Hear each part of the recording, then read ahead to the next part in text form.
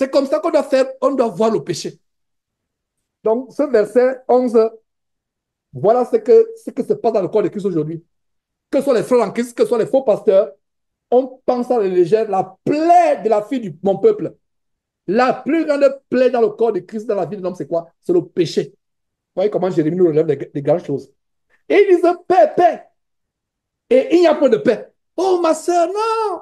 Ton mari, là, ah, il te battait. Pas. Va te remarier.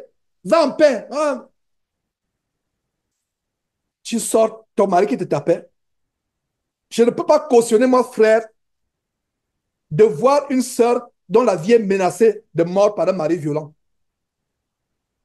S'il faut appeler la police, il faut appeler la police.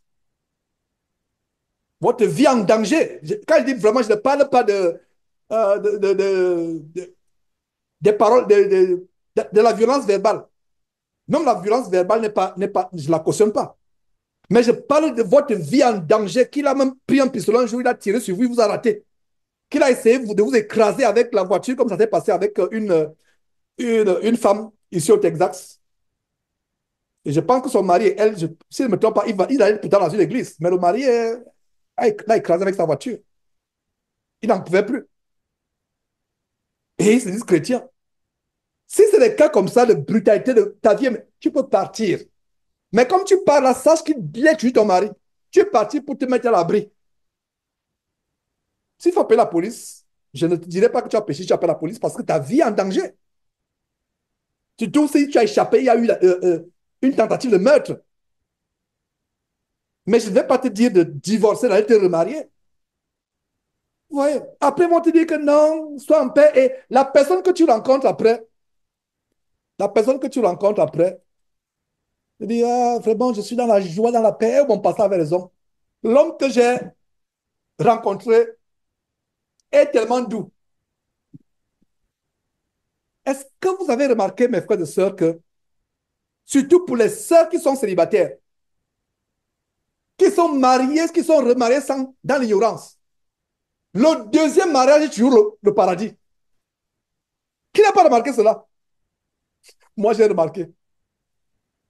Le deuxième mariage est toujours le paradis. C'est là où vous savez que Satan est dangereux.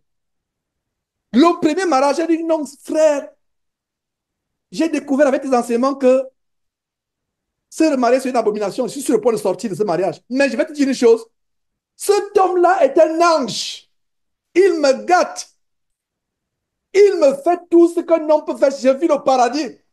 Mais le premier est un monstre. C'est normal.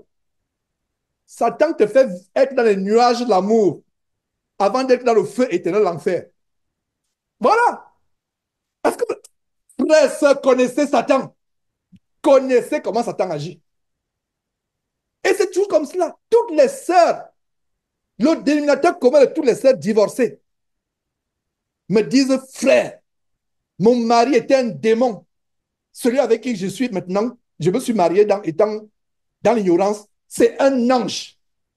Conclusion, cet ange-là, cette paix-là, c'est une paix momentanée. C'est une paix momentanée. Parce que la vraie paix, c'est au ciel. Ils vous disent paix, paix, ils pensent à la légère. Non. Est-ce que vous voyez ce verset de Jérémie, chapitre verset 11? La tolérance des péchés dans les milieux chrétiens, dans les églises. Oh, tu es en paix, où est le problème? Il y a même une qui me dit, frère, tu exagères. Il y a des années, elle m'a dit ça. Tu dis que Dieu n'exauce pas les pécheurs. Mais ma vie est bénie. De quel Dieu parles-tu?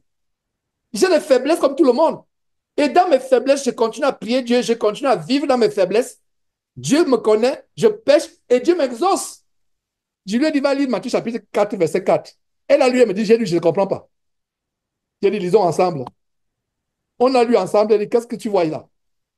Dans Matthieu chapitre, Matthieu chapitre 4, verset 1 à 4, Luc chapitre 4 aussi.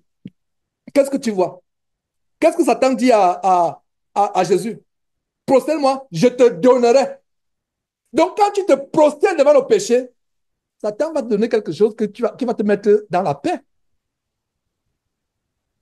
Quelle est l'image du péché? Quelle est, comment on dit en anglais, the embodiment, de l'incarnation, voilà, l'incarnation du péché. Quelle incarnation du péché? C'est Satan. Donc, quand tu te prosternes devant le péché, Satan va faire, qu'est-ce qu'il a fait? Qu'est-ce qu'il a dit à Jésus-Christ, Matthieu chapitre 4? Prosterne-toi et je te donnerai. Cette sœur, ah, je n'ai pas compris ça. Donc, les choses dans mes bénédictions là, c'est Satan. Il dit oui, Dieu n'existe pas les pécheurs. Oh, tout va bien, tout bien. Celui-là, il dit que Dieu n'existe pas les pécheurs. Ce fou-là. OK. Après, non, elle a compris. J'espère qu'elle a compris. Je ne sais même plus de qui il s'agit. Et tellement été en contact avec les gens au cours de ces années. Donc, le verset 11 a une grande révélation, mais arrêtons là. Continuons au verset 12.